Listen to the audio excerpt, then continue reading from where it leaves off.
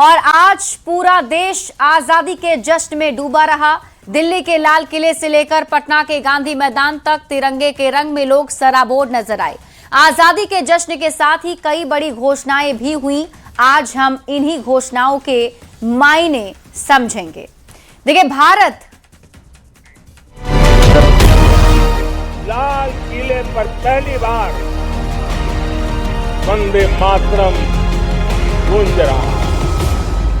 2047 में हम भारत आज अपना 80वां स्वतंत्रता दिवस मना रहा है और इस मौके पर हर साल की तरह इस साल भी प्रधानमंत्री ने लाल किले पर तिरंगा फहराया। लेकिन एक बात पिछले स्वतंत्रता दिवस के आयोजन से अलग रही। पहली बार लाल किले पर राष्ट्रगान से पहले राष्ट्रगीत गाया गया। अपने संबोधन में पीएम मोदी ने शक्ति की सप्तधारा का मंत्र साझा किया और साथ ही कई बड़ी घोषणाएं भी की। ये रिपोर्ट देखिए, फिर खबर तो समझिए।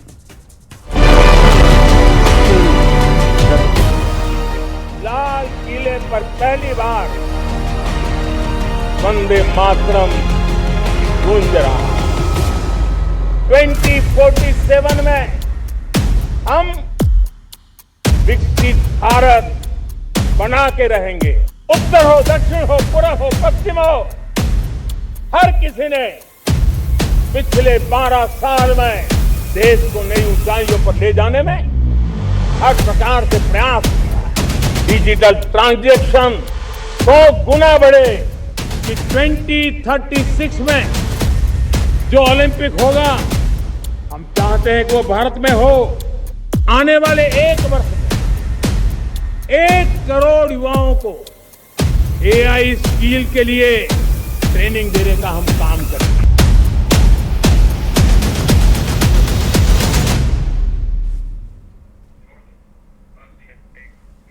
और अब आपको पूरी खबर विस्तार से समझाते हैं। प्रधानमंत्री नरेंद्र मोदी ने आज लाल किले पर 13वीं बार तिरंगा झंडा फहराया है और ये देश के लिए 80वां जश्न का स्वतंत्रता दिवस के मौके पर माहौल था और इसी में सभी लोग जो हैं जश्न के माहौल में डूबे नजर आए। देश को संबोधन के दौरान पीएम मोदी ने लाल किले के प्राचीर से कई बड़े ऐलान भी किए। तो चलिए, प्रधानमंत्री के संबोधन की बड़ी बातें क्या क्या रही हैं, इन पर नजर डाल लेते हैं। पीएम मोदी ने लाल किले से देश के युवाओं के लिए बड़ी घोषणाएं की। देश के विकास के लिए सप्तधारा का संदेश प्रधानमंत्री नरेंद्र मोदी ने दिया। सेमी कंडक्टर और आत्मनिर्भरता पर जोर प्रधानमंत्री नरेंद्र मोदी की तरफ से दिया गया।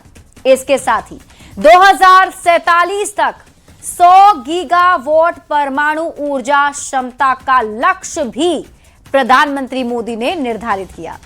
पीएम ने एक और बड़ा बयान दिया। प्रधानमंत्री ने कहा, हथियार नक्सलवाद खत्म हो गया है, पर दिमागी नक्सलवाद से सावधान रहने की जरूरत है। 2047 तक विकसित भारत का लक्ष्य भी पीएम मोदी ने लाल किले से दोहराया है। तो प्रधानमंत्री नरेंद्र मोदी ने 15 अगस्त 2026 को अपने स्वतंत्रता दिवस के संबोधन में देश के युवाओं के लिए कई बड़ी घोषणाएं भी की।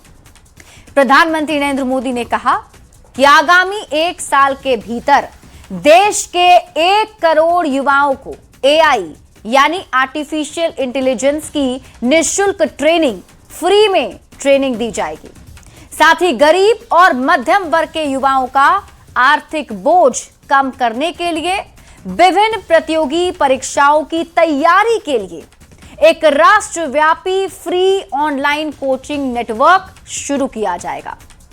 प्रधानमंत्री नरेंद्र मोदी ने अपने स्वतंत्रता दिवस के भाषण में विकसित भारत 2047 के विजन को गति देने के लिए शक्ति की सप्तधारा का एक रोड मैप पेश किया। पीएम ने मैन्युफैक्चरिंग, कृषि, food processing, technology, innovation, connectivity, रक्षा शक्ति, ग्रीन ब्लू इकोनॉमी और भारत की सॉफ्ट पावर को देश के विकास के 7 प्रमुख आधार स्तंभ बताया।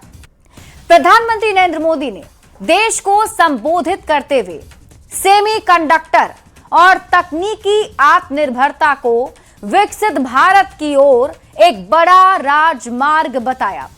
उन्होंने कहा कि भारत में 3 प्रमुख सेमीकंडक्टर प्लांट पहले ही काम कर रहे हैं और उनका उत्पादन निर्यात भी होने लगा है।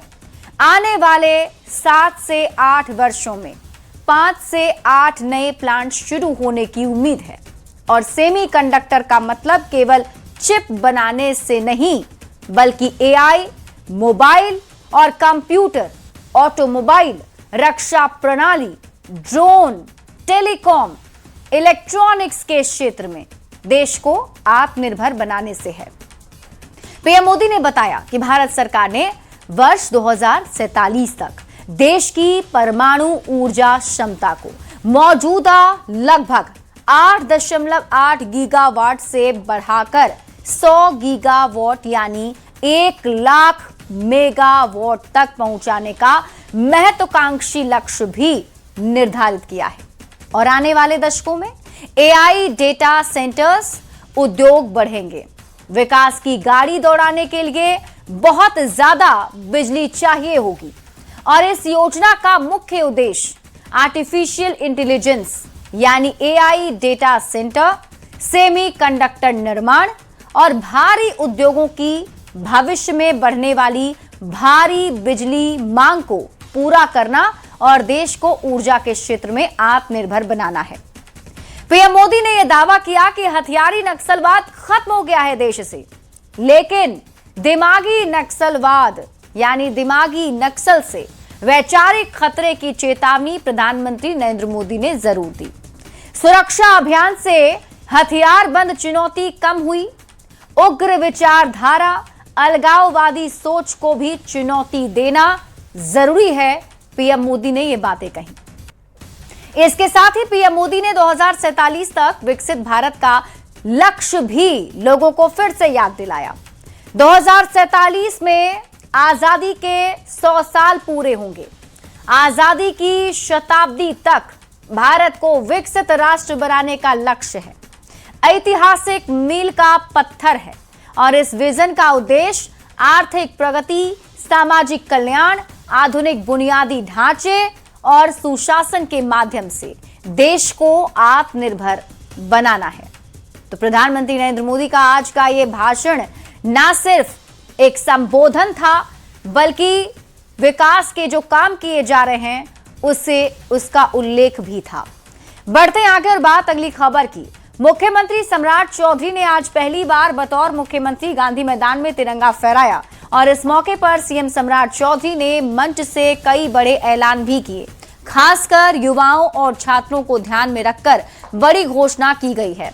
सीएम ने बिहार के स्कूल कॉलेज की छात्रों की सुरक्षा के लिए पुलिस दीदी की तैनाती करने की बात कही। साथ ही विद्यार्थी सहयोग पोर्टल की शुरुआत का ऐलान भी किया। मुख्यमंत्री की घोषणा पर विपक्ष तंज कस रहा है। ये रिपोर्ट देखिए, फिर खबर तो समझिए। पटना का ऐतिहासिक गांधी मैदान, जहां 80वें स्वतंत्रता दिवस के मौके पर बतौर मुख्यमंत्री सम्राट चौधरी ने परेड की सलामी ली और पहली बार झंडा फहराया।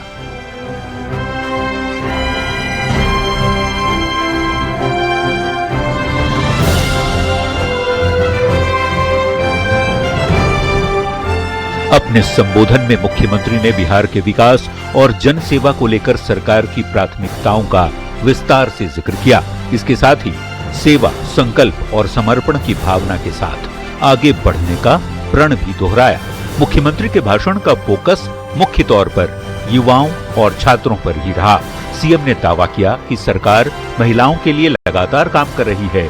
देश में सबसे अधिक महिला पुलिस बल बिहार में है और अब बिहार के स्कूल कॉलेजों में पुलिस दीदी को उनकी सुरक्षा में तैनात किया जाएगा। इसकी शुरुआत रक्षाबंधन से होगी। यही नहीं, पुलिस दीदी छात्रों की सुरक्षा के लिए स्कूटी के साथ तैनात रहेंगी। इस देश में, भारत जैसे लोकतांत्रिक देश में, एक तो आरक्षण देकर बिहार में महिलाओं को सबसे ज्यादा पुलिस बल में आज यदि संख्या हो गई तो आपको जानकर खुशी होगी कि बिहार पुलिस में 32,450 महिला पुलिसकर्मी कार्यरत हैं, जो देश में सबसे अधिक महिला पुलिसकर्मी बिहार राज्य में है। साथियों, छात्रों की सुरक्षा के बाद मुख्यमंत्री ने छात्र छात्राओं के लिए एक और बड़ा ऐलान किया। सीएम ने कहा कि 17 अगस्त से पूरे बिहार में विद्यार्थी सहयोग पोर्टल की शुरुआत की जाएगी। इस पोर्टल के जरिए छात्र अपनी पढ़ाई, संस्थान, छात्रावास और कोचिंग से जुड़ी समस्याओं की शिकायत सीधे दर्ज करा सकेंगे। सरकार का दावा है कि पोर्टल पर दर्ज शिकायतों का 30 दिनों के भीतर निष्पादन किया जाएगा। मुख्यमंत्री ने कहा कि परीक्षाओं की निष्पक्षता के लिए हाईकोर्ट के जज की अध्यक्षता में कमेटी बनाई जाएगी, जो परीक्षाओं की निगरानी करेगी। हम बिहार में एक उच्च स्तरीय गुणवत्ता कमेटी बनाएंगे, जिसके माध्यम से और शिक्षा को कैसे सुधारा जा सकता है उसकी स्थापना किया जाए। इसके साथ साथ परीक्षा के क्षेत्र में परीक्षा कैसे सख्ती से लिया जा सकता है, परीक्षा के गुणवत्ता को कैसे ठीक किया जा सकता है और निष्पक्ष होकर कैसे इसकी पूरी चीजों को स्थापित किया जा सकता है, इसमें एक हाई कोर्ट के जज के नेतृत्व में कमेटी बनाएंगे और जो इस पूरी कमेटी की संरचना बनाकर बिहार के बच्चों के भविष्य का पूरी तरह निष्पक्ष काम करने का काम बिहार की सरकार करेगा। साथियों, वहीं परीक्षाओं की निष्पक्षता के लिए हाईकोर्ट के जज की अध्यक्षता में कमेटी बनाए जाने की सीएम सम्राट चौधरी के ऐलान के बाद विपक्ष की ओर से आरजेडी और कांग्रेस ने सरकार पर तंज कसते हुए पेपर लीक और भ्रष्टाचार के मुद्दे पर सरकार को जमकर घेरा। जिस तरह से परीक्षाओं में धांधली होती है, परीक्षाओं को संचालित करने में जो एजेंसियां शामिल होती हैं, वहीं से प्रश्न पत्र लीक हो जाते हैं, उसके रोकने की दिशा में सरकार और सरकार के स्तर से गंभीरता क्यों नहीं दिखाई जा रही है? तमाम परीक्षाओं के प्रश्न पत्र लीक हो रहे हैं, तमाम परीक्षाओं में भ्रष्टाचार के मामले सामने आ रहे हैं, तमाम परीक्षाओं में धांधली के मामले सामने आ रहे हैं, नियुक्तियां तो भ्रष्टाचार का अड्डा बन के रह गई हैं। तो निश्चित तौर पर सरकार को शिक्षा और परीक्षा के लिए आयोग का गठन करना चाहिए। अच्छी शिक्षा, स्वच्छ परीक्षा हर छात्र का हक है और ये हक उसे कैसे मिले, ये जवाबदेही सरकार को तय करनी होगी। मुख्यमंत्री ने स्वतंत्रता दिवस के मौके पर अपने इरादे जता दिए हैं। सरकार का पूरा फोकस अब युवा वर्ग पर रहने वाला है। युवाओं और छात्रों की सुरक्षा के साथ ही उनकी शिक्षा में सुधार सरकार का सबसे बड़ा मकसद बन चुका है। विपक्ष ऐसे फैसलों पर भले सवाल खड़े कर रहा हो, पर सरकार युवाओं और छात्रों की बेहतरी पर केंद्रित है, इसका संदेश बिल्कुल साफ है। न्यूज़ 18 के लिए पटना से रवि एस नारायण की रिपोर्ट। और अब आप पूरी खबर विस्तार से समझिए। मुख्यमंत्री सम्राट चौधरी के संबोधन की बड़ी बातें क्या रही, क्या बड़ी घोषणा उन्होंने बिहार के छात्रों के लिए, युवाओं के लिए की है, वो विस्तार से हम आपको अब समझाते हैं और कैसे इसका फायदा अब छात्रों को मिलने वाला है, यानी कि बिहार के युवा किस तरीके से इसका लाभ उठा सकेंगे, ये खबर हम आपको अब समझाते हैं। देखिए, मुख्यमंत्री सम्राट चौधरी आज पहली बार गांधी मैदान में झंडा उन्होंने फहराया और उसके बाद उन्होंने संबोधन भी किया। सीएम सम्राट चौधरी के संबोधन की बड़ी बातें समझिए। 2030 तक 1 करोड़ युवाओं को नौकरी और रोजगार देने की बात उन्होंने दोहराई। युवाओं के समग्र विकास के लिए बिहार युवा नीति बनाई जाएगी। युवा नीति की निगरानी स्टेट यूथ कमीशन करेगा। 17 अगस्त से विद्यार्थी सहयोग पोर्टल भी सरकार शुरू करने जा रही है। छात्र अपनी समस्याओं की शिकायत ऑनलाइन यहां पर दर्ज करा सकेंगे। अगर छात्रों को कोई भी शिकायत है, चाहे वो पढ़ाई को लेकर के हो, चाहे स्कूल को लेकर हो, तो सीधे आप इस पोर्टल पर अपनी शिकायत दर्ज करा सकते हैं। पहले होता था कि कहां जाकर किसे शिकायत करें, लेकिन अब इस पोर्टल पर शिकायत करना है और सरकार ने भरोसा भी दिलाया है कि शिकायतों का 30 दिन के भीतर निपटारा सुनिश्चित किया जाएगा, यानी कि 1 महीने के भीतर उन शिकायतों को सुना जाएगा और उसका समाधान भी किया जाएगा। परीक्षाओं को पारदर्शी, निष्पक्ष और आधुनिक बनाने के लिए समिति बनाने का ऐलान भी मुख्यमंत्री सम्राट चौधरी ने किया है। तो शिक्षा की गुणवत्ता सुधारने के लिए अलग उच्च स्तरीय समिति भी बनाई जाएगी, इसकी घोषणा की गई है। इसके अलावा 551 सरस्वती विद्या निकेतनों में निःशुल्क कोचिंग की व्यवस्था होगी, यानी छात्र यहां फ्री में कोचिंग कर पाएंगे। आईआईटी, जेई, नीट सहित विभिन्न प्रवेश परीक्षाओं की निःशुल्क कोचिंग युवाओं को उपलब्ध कराई जाएगी। 80 साल से ज्यादा उम्र के बुजुर्गों को घर पर ही चिकित्सा सुविधा उपलब्ध कराई जाए। करीब 36 प्रकार की सर्जरी की सुविधा सुनिश्चित की जाएगी, जिसे लेकर के बड़ा ऐलान मुख्यमंत्री ने किया है। और वहीं देखिए, मोकामा में 10 एकड़ जमीन पर तिरुपति बालाजी मंदिर का निर्माण कराया जाएगा, इसकी घोषणा भी मुख्यमंत्री ने की है। तिरुपति बालाजी ट्रस्ट की ओर से ये मंदिर का निर्माण किया जाना है। सोन नदी और फल्गु नदी को जोड़ने के लिए कार्य योजना भी तैयार होगी, यानी दोनों नदियों को किस तरीके से जोड़ा जाए, इसे लेकर एक कार्य योजना बनाई जाएगी। कोसी मेची लिंक परियोजना पर भी काम चल रहा है, जिसकी जानकारी मुख्यमंत्री ने दी। उन्होंने बताया कि औद्योगिक विकास के लिए 5 लाख करोड़ रुपए का निवेश लाने का सरकार का लक्ष्य भी बिहार के लिए है और 2030 तक बिहार को सेमी कंडक्टर उद्योग का प्रमुख केंद्र कैसे बनाया जाए, इसका लक्ष्य भी सरकार ने ले रखा है। गन्ना किसानों के लिए 25 नई चीनी मिलें स्थापित करने की योजना भी सरकार लेकर आ रही है। बिजली उपभोक्ताओं को हर महीने 125 यूनिट मुफ्त बिजली दी जा रही है। 4.83 लाख बीपीएल परिवारों की छतों पर मुफ्त रूफटॉप सोलर लगाया जा रहा है और 2027 तक 25 लाख घरों पर सोलर रूफटॉप लगाने का लक्ष्य सरकार ने निर्धारित किया है। बिहार में 12 ग्रीनफील्ड सैटेलाइट टाउनशिप भी बनेंगी। 589 किलोमीटर एक्सप्रेसवे के और हाई स्पीड कॉरिडोर पर भी काम जारी है, जिसकी जानकारी दी गई है। सोनपुर और अजगैबीनाथ धाम में ग्रीनफील्ड एयरपोर्ट की योजना पर काम जारी है।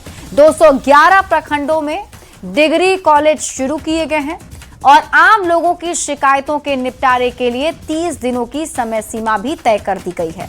अब तक प्राप्त 6,46,181 आवेदन में 95% मामलों का निष्पादन किया जा चुका है।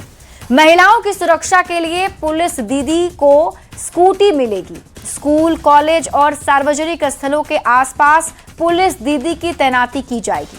12 ग्रीनफील्ड टाउनशिप के लिए 1 लाख करोड़ का वित्त पोषण भी रहेगा। तो आज ये बड़े ऐलान मुख्यमंत्री सम्राट चौधरी ने गांधी मैदान से किए हैं। बढ़ते आगे और बात अगली खबर की। पटना हो या दिल्ली, आज भाषाओं में युवाओं पर फोकस दिखा है भाषण में। और सीएम सम्राट से पहले पीएम मोदी ने भी जब लाल किले के प्राचीर से राष्ट्र के नाम संबोधन दिया तो उनके भाषण में भी विकसित भारत के निर्माण में युवा पीढ़ी की भागीदारी की झलक दिखाई दी। पीएम मोदी ने साथ ही शक्ति की सप्तधारा का मंत्र साझा किया और कई घोषणाएं भी की।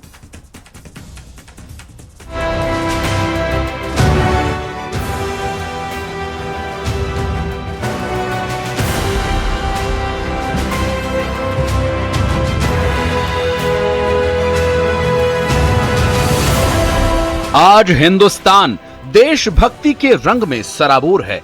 कश्मीर से लेकर कन्याकुमारी तक और गुजरात से लेकर असम तक भारत माता की जय गूंज रही है। देश आज आजादी का जश्न मना रहा है और इसी जश्न का गवाह बना लाल किला। प्रधानमंत्री नरेंद्र मोदी लगातार 13वीं बार लाल किले की प्राचीर से तिरंगा फहराते नजर आए और आजादी की लड़ाई के साथ साथ देश की हिफाजत में कुर्बान हुए वीरों को नमन किया। प्रधानमंत्री नरेंद्र मोदी ने लाल किले की प्राचीर से विकसित भारत का लक्ष्य बताया और शक्ति की सप्तधारा का मंत्र दिया। जब मैं सप्तधारा की बात करता हूं, सप्तधारा की पहली शक्ति है मैन्युफैक्चरिंग पावर। मेरे प्यारे देशवासियों, हमें मैन्युफैक्चरिंग सेक्टर को बहुत आगे बढ़ाना होगा और प्रोडक्शन बढ़ाने के साथ साथ हमें छोटे छोटे पुर्जे भी बनाने हैं। इस सप्तधारा की दूसरी शक्ति है कृषि और फूड प्रोडक्शन। फूड प्रोसेसिंग, हमें इस दिशा में आगे बढ़ना होगा। हमारे किसानों ने अब दुनिया के बाजार खुल चुके हैं। एफपीए के कारण हमें एक बहुत बड़ा मार्केट मिल रहा है। हमें वहां पहुंचना है, हमें उस जगह को हाथ लगाना है, हमें खेत से लेकर एक्सपोर्ट मार्केट की ओर जाना होगा। मेरी सप्तधारा की तीसरी शक्ति है टेक्नोलॉजी और इनोवेशन। मेरे प्यारे देशवासियों, आज जमाना एआई का है, क्वांटम का है, स्पेस का है, रोबोटिक्स का है, डेटा सेंटर्स का है। पूरी तरह एक नया क्षेत्र खुल चुका है और इमर्जिंग टेक्नोलॉजी ये भी हर पल हमें चुनौती दे रही है और इसलिए देश को दुनिया के लिए मार्केट नहीं बना देना, हमें इनोवेशन का हब बनना है। सप्तधारा की चौथी शक्ति है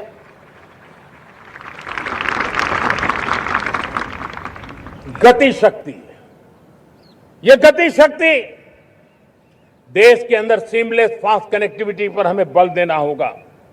शहरों को हाई स्पीड रेल से हमें जोड़ना होगा। मॉडर्न हाईवे चाहिए, इनलाइन वाटरवेज चाहिए। हमारी पांचवी शक्ति है सप्तधारा की, वो है रक्षा शक्ति। और ये रक्षा शक्ति का महत्व हर प्रकार से है। मेरे प्यारे देशवासियों, डिफेंस में आत्मनिर्भर होना अब भारत ने अनुभव कर लिया, दुनिया ने अनुभव कर लिया है।